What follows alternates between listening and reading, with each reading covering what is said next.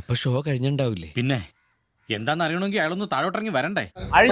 വേറും തല്ലിപ്പൊളി ആഴുക്ക പടം പറയാം. വേറെ ആഴുക പടം അതെന്നാ വർത്താനം പറഞ്ഞു പോയി. ഇങ്ങനത്തെ പടം ലോജിക്കില്ല. മാഡ്നസ് അടിച്ചുപൊളി ഒരു മൈരുമില്ല.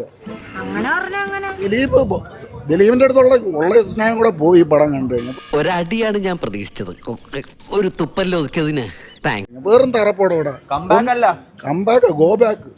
ഇവന്റെ ഒരു കാര്യം കണ്ടോ? ഓട്ടേക്കള ഇനി വിഷമിച്ചിട്ട് കാര്യമില്ല, വരാനുള്ളത് വഴി തന്നെ. ഒരു ഇതും ഇല്ലാതെ നമ്മൾ ചുമ്മാ കുറെ നേരം ഒരു ഇതിന് വേണ്ടി കാണാൻ വേണ്ടിയിട്ടുള്ള ഒരു ഇത് എടുത്തു വെച്ചിട്ടുണ്ട്. നിനക്ക് എങ്ങനെയാ മൈനെ ഇങ്ങനെ പറയാൻ കഴിയുന്നത്? ഞാൻ അങ്ങനെ പലതും പറയും. ശരിക്കും പറഞ്ഞ ലോജിക്ക് ഇല്ല. ആ രീതിയിൽ തന്നെ അവര് അത് പറയുന്നവിടെ 100% നീതിയില്ലാത്ത ഒരു ലോജിക്കും ഇല്ല. മായൻകുട്ടി, നീ വെറുതെ നുണ പറയരുത്. നിനക്ക് വിശ്വസിക്കാൻ പറ്റുന്നില്ല അല്ലേ?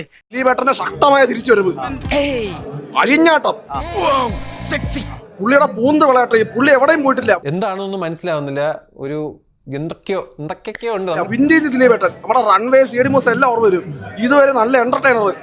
അയ്യോ എന്റെ മാഡം സാറ് കലക്കി പൊളിച്ചിരിക്കുക. ഒരു ഭ്രാന്ത സിനിമ, അത് തന്നെ. ദിലീപ് ഒരു രക്ഷയില്ല. ഇനി ലാലേട്ടൊക്കെ ഇനിയാ വരുന്നത്. ഒരു ഭ്രാന്ത സിനിമ, സത്യം പറയാം, ഭ്രാന്ത സിനിമ. ഓക്കെ,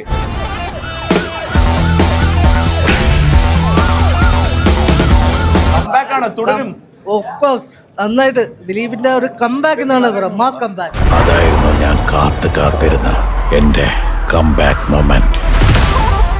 ഞാൻ കിട്ടണം ആയിക്കോട്ടെ. ഹൈപ്പ് കേറി കേറി എങ്ങോട്ടേ